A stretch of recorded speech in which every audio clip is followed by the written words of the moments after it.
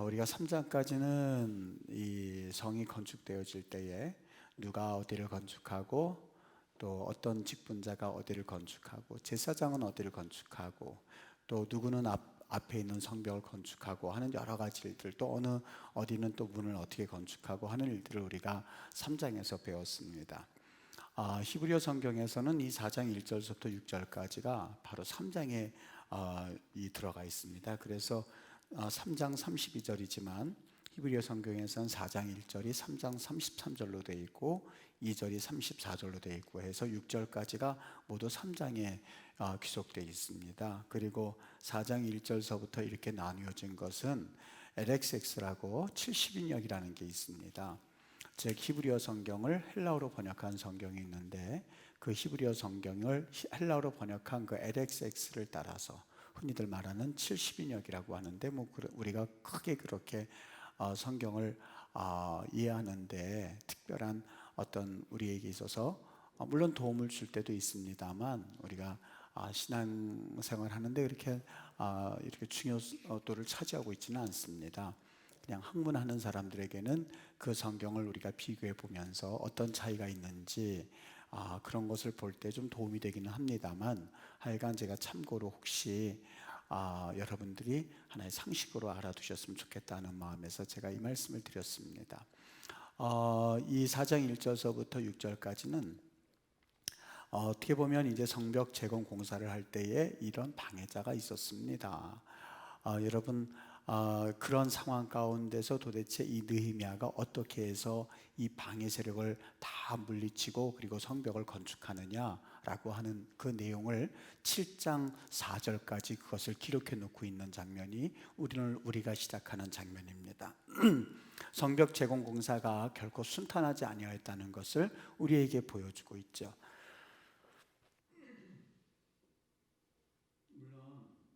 궁극적으로는 하나님께서 도우심이 있었습니다만, 이 느헤미야와 그 백성들이 얼마나 수고했는지를 우리에게 잘 보여주고 있는 장이 이제 4장서부터 시작이 됩니다. 이 느헤미야라고 하는 인물과 함께 이 백성들이 하나가 되어서 이제부터 이 성벽을 건축하는 일, 그리고 성벽을 재건하는 일을 얼마나 그들이 눈물겹게 하고 있는가를 볼 수 있는 장이 4장의 내용입니다. 이 대적들이 비웃게 되는 그런 장면부터 시작이 되는데, 방해하는 세력이 등장하죠. 제일 먼저 등장하는 인물 가운데 빠질 수 없는 사람이 산발랏이라고 하는 사람이 제일 먼저 거론되는 것을 보면 아마 그가 성벽을 재건할 때에 방해했었던 주동자였음을 우리가 알 수가 있습니다. 어떤 사람들은, 마리아와 같은 사람들은 예수님께서 십자가에 못 박혀 달려 돌아가시기 전에 그의 머리털을 풀어서 향유옥합을 부음으로써 예수님께 또 하나님 나라를 준비했었던 여인으로 기록된 반면에, 여기 산발랏이라고 하는 이 사람은 사실 느헤미야는 물론이고 이스라엘 백성들에게 있어서 잊혀질 수 없는, 어떻게 보면 가장 원수와도 같은 사람의 이름으로 올려져 있는 것을 보게 됩니다. 느헤미야가 예루살렘에 도착했다는 소식을 들었을 때에 제일 먼저 혹평하고 그리고 악평했던 사람이 역시 산발랏이었습니다. 그 다음 누구였었어요? 암몬 사람 도비아가 있었고, 그리고 이런 사람들이 이스라엘 자손을 흥왕케 했다고 여겨지는, 흥왕케 하기 위해서 왔다고 여겨지는 느헤미야에 대해서 호평하고 그리고 그들을 비아냥거리면서 비판했던 장면이 2장 10절에서 우리가 보았습니다. 이스라엘이 강해지게 되면 그들의 세력이, 그들의 영향력이 줄어들 것을 염려했기 때문에 그렇습니다. 이스라엘 백성들이 예루살렘 재건을 시작했을 때에 2장 19절에 보면 너희의 하는 일이 무엇이냐, 왕을 배반하고자 하느냐라고 하면서 그들을 비방했죠. 여기 1절에 보면, 우리가 읽은 말씀 1절에 보면 산발랏이 우리가 성을 건축한다함을 듣고 크게 분노하여 유다 사람들을 비웃었다, 이렇게 되어 있습니다. 여기 비웃었다란 말이 라그라고 되어 있는데, 여러분, 비웃는 장면을 그냥 에이 저 사람 하면서 이렇게 비웃는 장면을 말하는 것이 아니라, 이 비웃다라는 라그라는 말은 말을 더듬는 걸 말합니다. 다시 말하면 이들이 비웃은 그러한 행동을 하긴 했었습니다만 그토록 그들이 비방하였고 그토록 그들이 혹평하였고 그토록 느헤미야를 방해했음에도 불구하고 느헤미야가 꿈쩍도 안 하고 다시 성을 건축한다 함을 듣고 굉장히 속으로 당황한 나머지 말을 더듬는 장면을 말합니다. 여러분 참 우습죠. 이것이 산발랏의 모습이었습니다. 뿐만이 아니었습니다. 여기 보니까 크게 분노하였고 7절에 보면 또 분노했다는 말이 있습니다. 또 여기 2절 말씀에 그들이 뭐라고 이야기를 하냐면 자기 형제들과 사마리아 군대 앞에서 여기 자기 형제들이 누구를 의미한다고 볼 수 있을까요? 조금 전에 말을 했었던 산발랏이라고 하는 사람이 누구랑 같이 이 느헤미야를 비방했죠? 여러분 비방하는 사람들의 이름을 다시 한번 잘 되새겨 보십시오. 산발랏과 도비아와 아라비아 사람 게셈, 이 세 명의 사람입니다. 산발랏과 도비아와 아라비아 사람 게셈이었습니다. 나쁜 일을 행하는 사람은 절대 혼자서 행할 수 있는 그런 용기를 가지지 못한 사람들이 대부분입니다. 비방하고 느헤미야를 공격할 때에 이 산발랏과 도비아와 아라비아 사람들이 결탁을 했다는 거예요. 이 세 사람이 정말 친해서 결탁했다고 보십니까? 절대 그렇지 않습니다. 나쁜 일을 도모하는 사람들은 그 목적을 위해서 사실 자기의 친함과 그리고 어떤 관계 여부와 상관이 없이 결탁하는 모습을 보게 되죠. 아라비아 사람이 도대체 사마리아 사람과 무슨 상관이 있겠습니까? 그런데 그들이 그러하게 결탁을 했었던 이유는 다른 것 아니라 오직 하나님의 성벽을, 하나님 나라의 백성들이 성벽을 건축하는 것에 대하여서 자신들의 영향력이, 아라비아 사람도 자신의 영향력이 낮춰질 것을 염려하였고, 그리고 이 사마리아 사람도 자신들의 영향력이 축소될 것을 염려한 나머지 그들이 공동의 적으로서 이 느헤미야를 선택한 것에 불과합니다.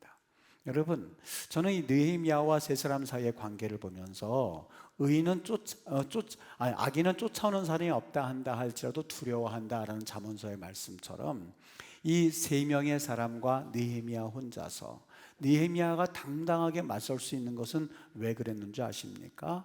그에게는 하나님 앞에서의 의로움, 하나님 앞에서 당당함이 있었기 때문에 그렇습니다. 당당함이 있었기 때문에 그렇습니다. 그들이 조롱합니다. 뭐라고 조롱을 해요? 너희들이 스스로 견고하게 하려는가? 제사를 드리려는가? 무슨 뜻입니까? 너희들이 하나님께 예배를 드린다고 해서 별 뾰족한 수가 있을 것 같아? 소용도 없지, 일고의 가치도 없지, 이런 말입니다. 여기 사마리아 군대라고 하는 것은요, 누구를 말하냐면, 아마 물론 정확하게 나와 있지는 않습니다만 이 산발랏이 자기의 권력을 이용해서 만든 그 군대 조직인 듯합니다. 그렇다고 해서 당시 식민 백성들에게는 어느 정도 이 페르시아의 이 식민 통치 방식에 대해서 식민 통치 방식을 우리가 감안해 볼 때 어느 정도 이 산발랏이 자기의 그 사적인 군대를 거느리는 것을 아마 허용했었던 것 같아요. 아마 그들이 그런 방식을 썼던 것을 우리가 감안해 볼 때에 그냥 그 자치권을 어느 정도 인정해 주었던 것 같습니다. 페르시아의 군대가 와서 그 군대를 이용해서 그 느헤미야를 방해한 것 같아 보이지는 않습니다. 왜냐하면 이 느헤미야가 바로 페르시아의 왕의 명령을 받고 왔기 때문에 왕의 명령을 받은 그 사람을 왕의 군대를 이용해서 비방했을 리가 없습니다. 아마 이 산발랏은 분명히 자기의 나름대로의 군대 조직을 거느리고 있었던 것을 어느 정도 우리가 짐작해 볼 수가 있지요. 이 사마리아 군대와 함께 느헤미야를 계속해서 비방하고 있는 겁니다. 얼마나 이 비겁한 방법입니까? 느헤미야 혼자입니다. 그런데 이 산발랏과 그리고 도비아와 아라비아 사람 게셈과 그리고 이 사마리아 군대 조직들이 느헤미야 한 사람을 괴롭히기 위해서 그들이 일사불란하게 움직이는 것을 볼 수가 있습니다. 하나님께 제사를 드려서 너희들이 그렇다고 해서 특별한 힘을 얻을 수 있다고 생각해? 라고 하면서 빈정거리기 시작합니다. 수십 년 동안에도 이루어지 못했던 일이었는데 다 타버린 잿더미 가운데서 끄집어내서 성벽을 중건하는데 다시 사용한단 말이야. 그것이 가능한 말이야. 심지어는 여기 이렇게 말합니다.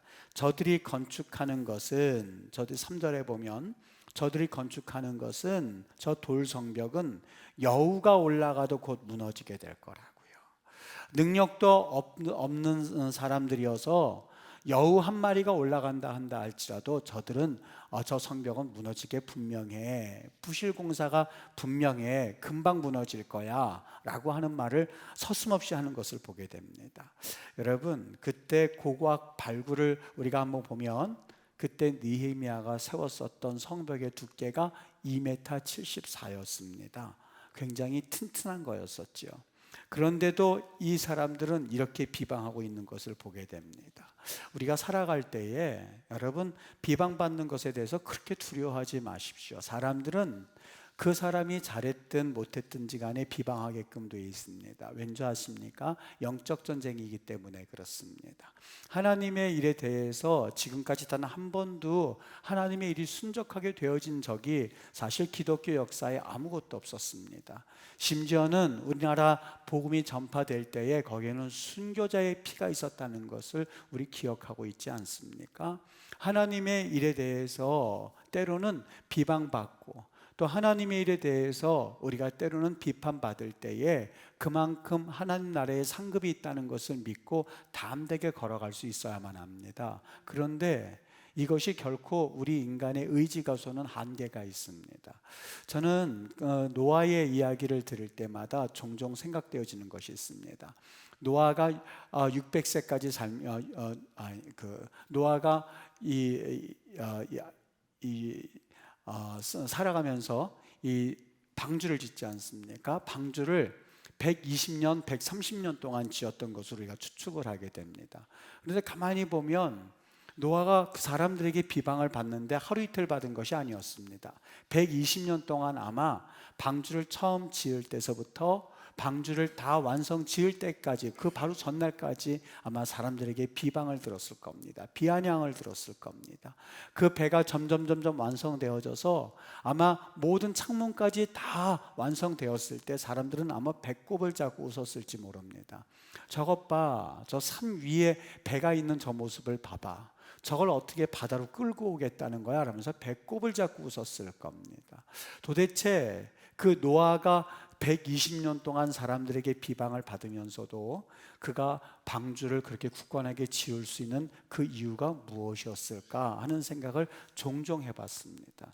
여러분, 비방도 한 번, 두 번 듣는 것은 그래도 들을만 하거든요.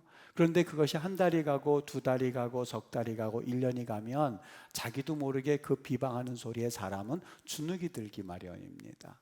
노아가 왜 그랬을까 하는 생각을 종종 해보다가 이런 생각이 들었습니다. 노아의 할아버지가 무드셀라입니다. 무드셀라의 이름이 그가 죽으면 하나님께서 심판하실 거야 라는 의미가 담겨져 있습니다. 무드셀라가 969세에 죽었거든요. 969세 동안 우리는 무드셀라 그러면 아무런 의미 없이 그의 이름을 부릅니다만, 제 이름에 이성훈 그러면 거기에 의미가 사실상 있거든요. 한자로 의미가 있거든요. 우리는 한자로 바꾸기 때문에 한글로 봐서는 잘 의미를 볼 수 없습니다만 히브리어는 한자어와 똑같습니다. 무드셀라 그러면 무드 죽습니다, 셀라 그러면 던집니다, 심판합니다 그런 의미가 담겨져 있습니다.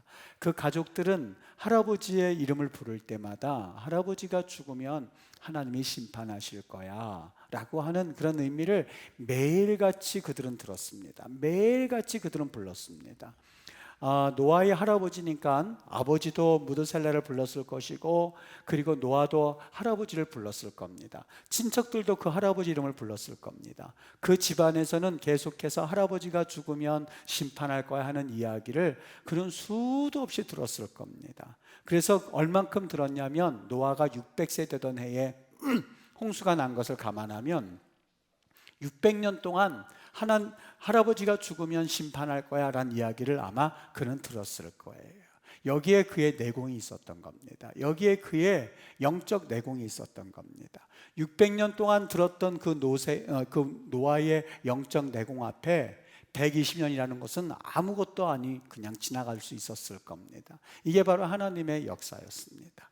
사람들이 비방하는 소리를 들었을 때에 120년 동안 들었지만 그는 370년이나 더 되는 세월 동안에 하나님께서 심판하실 거야 라는 그 영적인 내공을 가지고 그는 자신감 있게 그 노아가 방주를 지었을 거라는 생각이 들기 시작했습니다.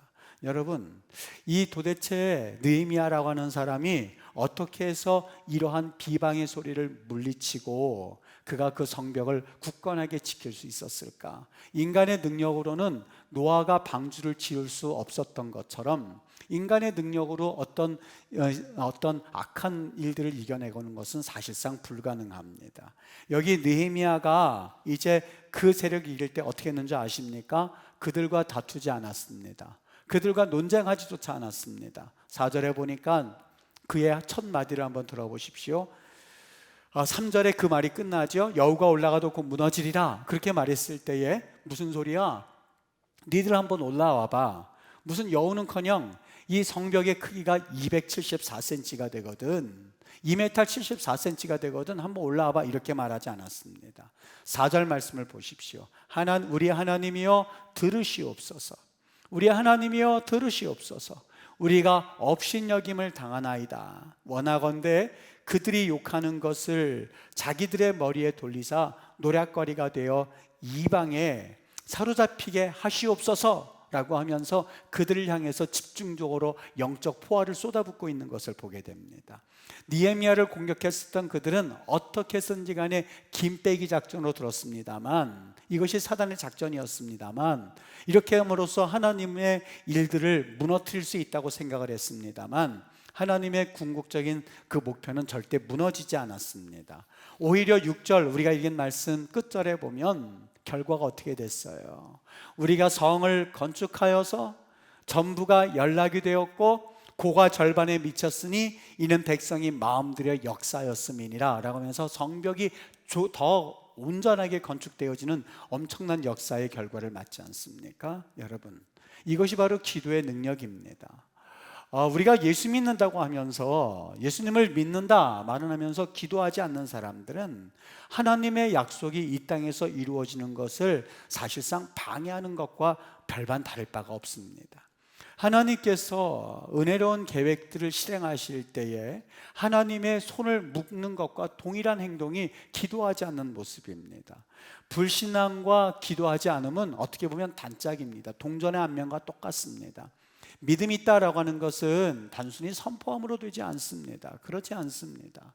믿음이 없다는 것과 불신앙과 기도하지 않는다는 것은 동일합니다. 그렇다고 해서 목사님, 저 하루에 3번씩 기도하고요, 그리고 꼭꼭 나는 기도 시간 가집니다, 그 말의 의미가 아닙니다. 기도라고 하는 것은 하나님과 나와 영적으로 소통하는 시간들입니다. 정말 하나님이 내 안에 계시고 내가 하나님 안에 있는 영적인 그런 만남, 미팅 포인트가 바로 기도 포인트거든요.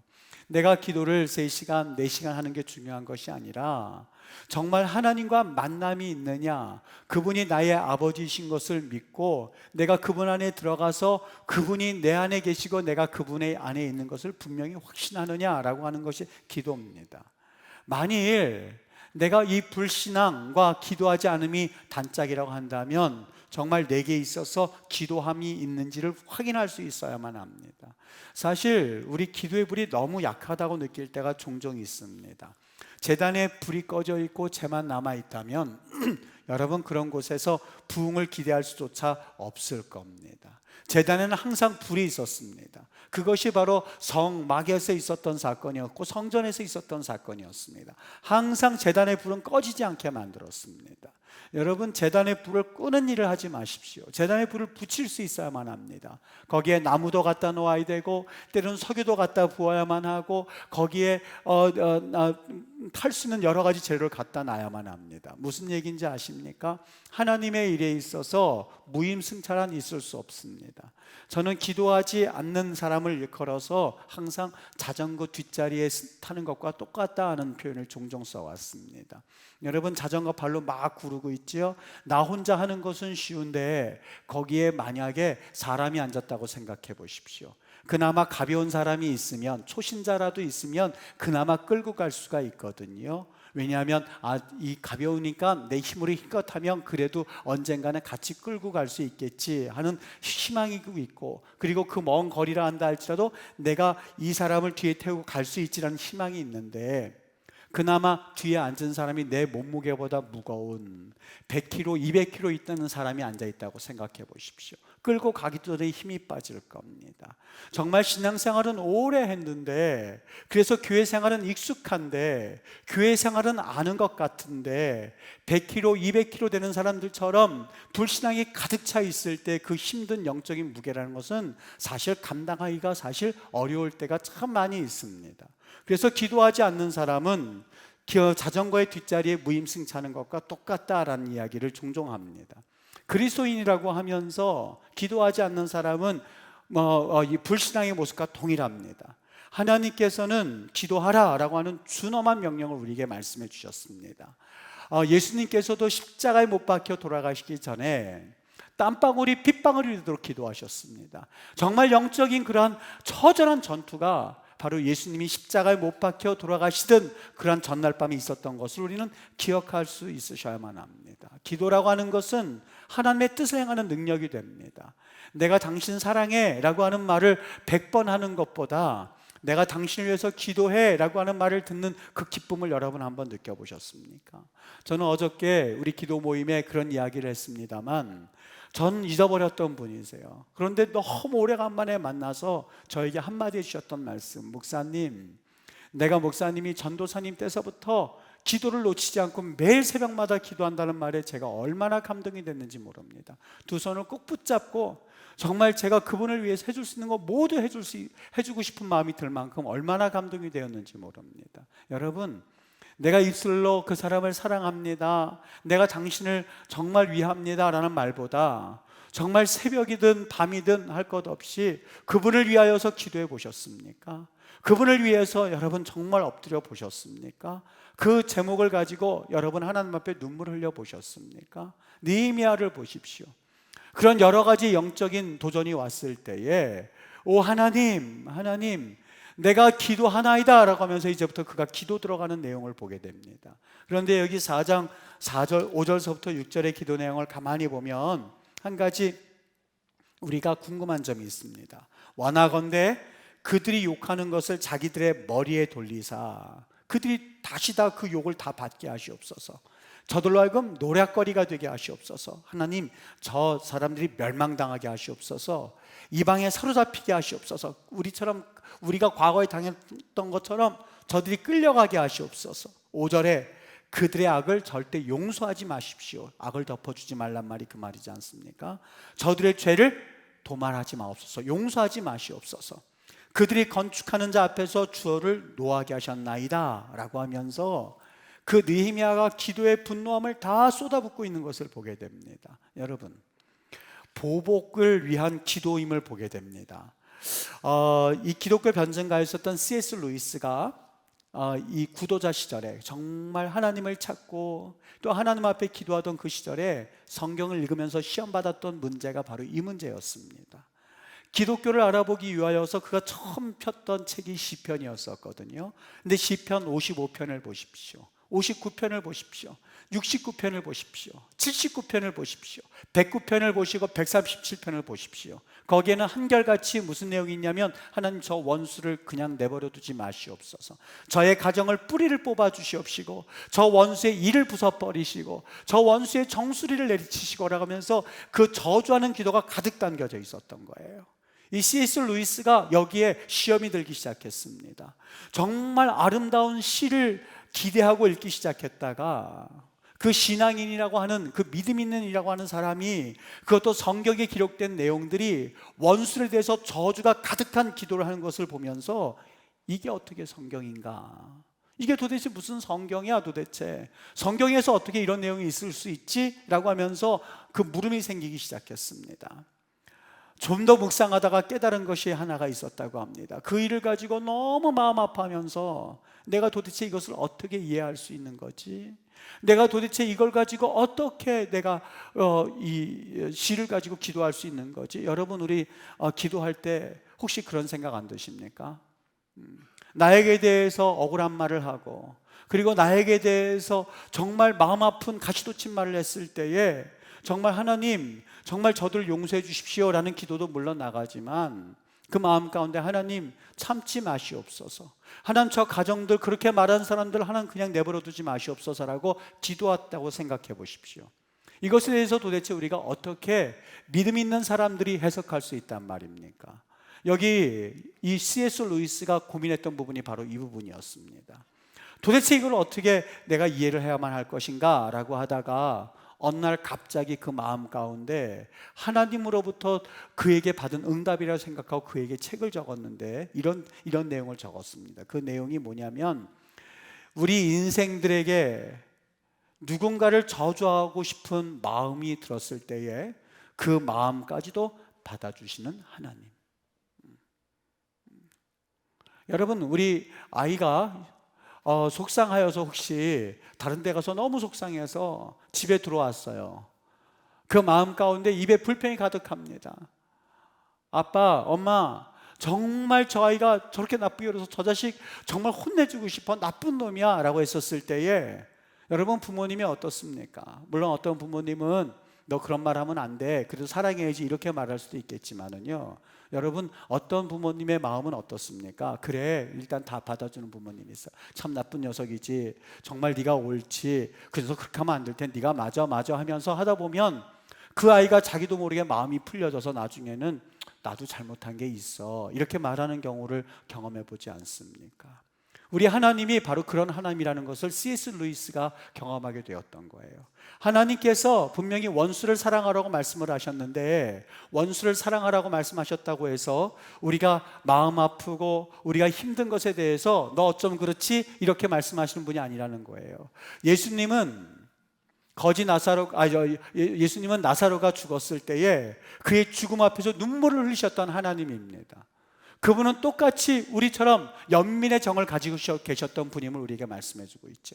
만약에 여기 예수님이 계시다면 예수님 앞에 하나님, 예수님, 나 정말 억울한 일 당했어요, 저 사람이 정말 몹쓸 말을 했어요, 저 사람 저렇게 살면 안 되는데 예수님 이렇게 했거든요 했었을 때에 그 예수님이 어떤 태도를 보이신다고 생각을 하십니까? 너 그렇게 말하면 안 돼, 이 목사, 이렇게 할까요? 아니요. C.S. 루이스는 정말 이 문제를 놓고 고민하다가 그것까지도 받아주시고, 그렇지, 너 속상하지, 내가 네 마음 안단다, 나도 그런 것을 당했단다, 나도 십자가 위에서 나에게 대하여서 십자가에서 내려와 볼래 라고 하는 그런 여러 가지 말도 들었단다, 나는 네 마음 충분히 이해해 라면서 품어주시고 안아주시는 하나님이라는 것을 C.S. 루이스가 정말 영적으로 그거를 고백하게 되었었던 거예요.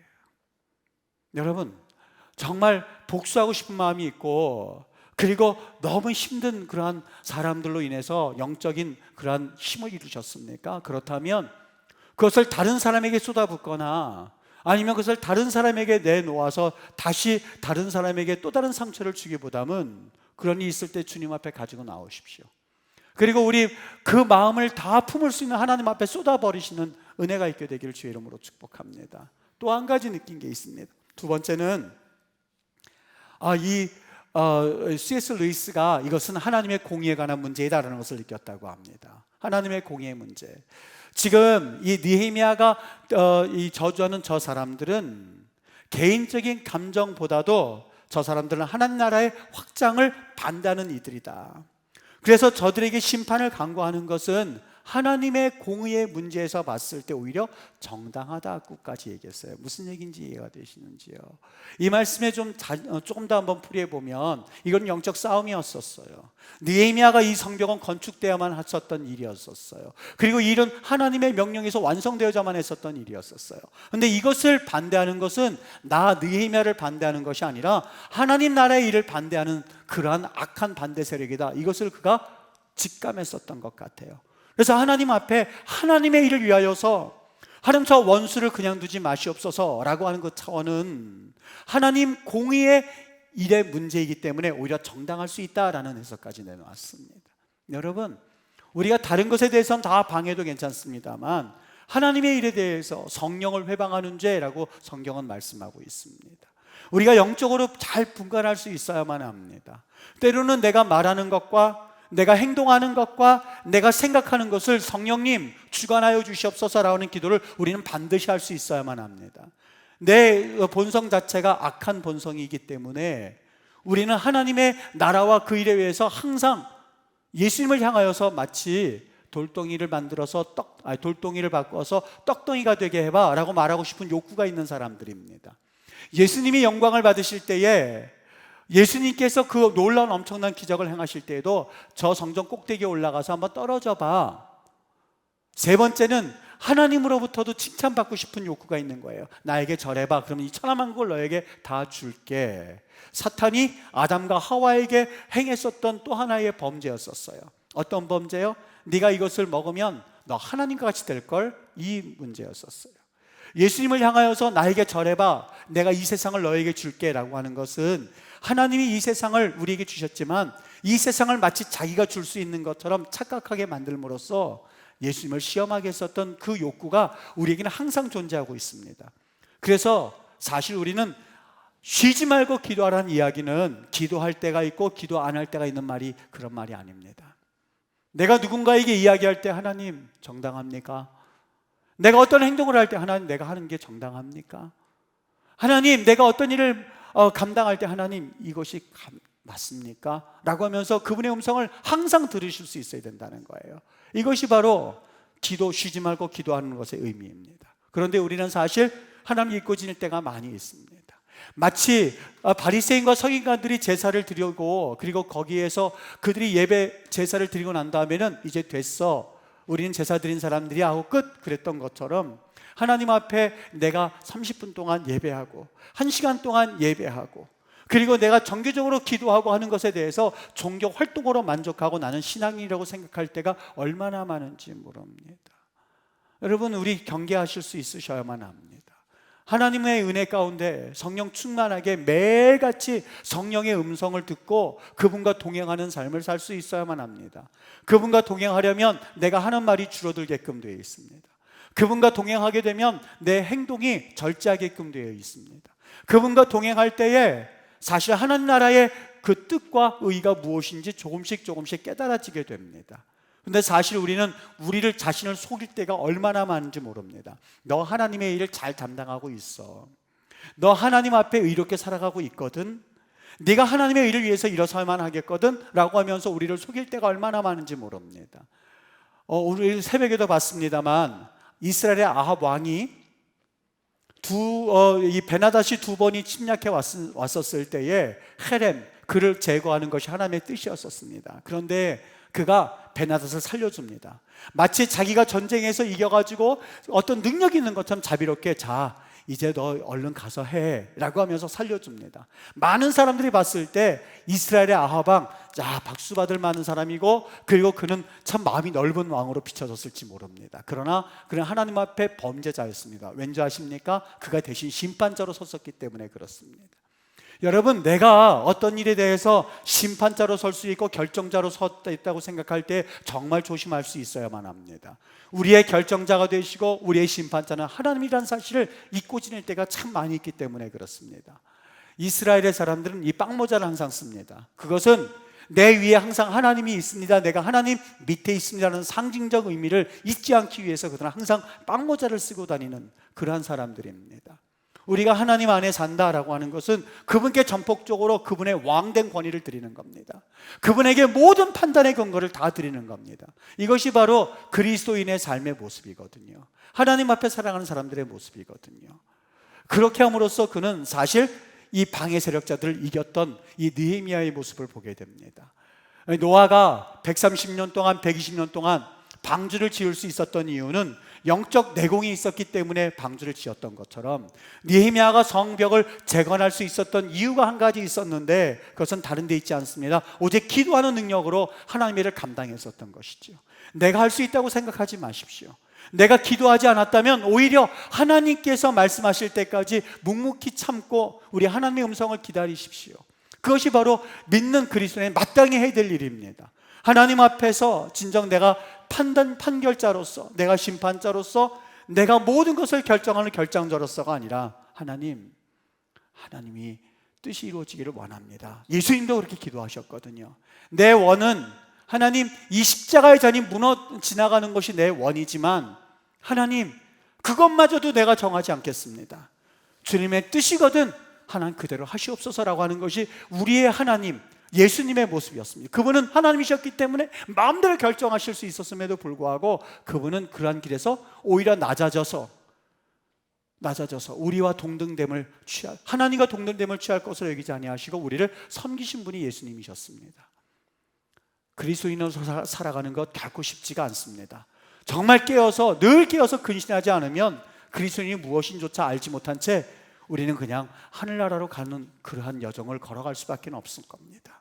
그러한 사람들을 향하여서 우리 주님이 주신 경고의 말씀들을 잘 깨닫고 알아서 정말 내가 그리스도인답게 사는 것이 무엇인지, 또 그리스도인으로서 살아가는 것이 무엇인지, 그리고 참된 그리스도인이 어떠한 삶인지를 잘 깨닫고 알아서 하나님 보시기에 정말 귀하고도 아름다운 빛과 소금의 역할을 감당할 수 있는 우리 그리스도인들 되시기를 예수님의 이름으로 간절히 축복합니다. 기도하겠습니다.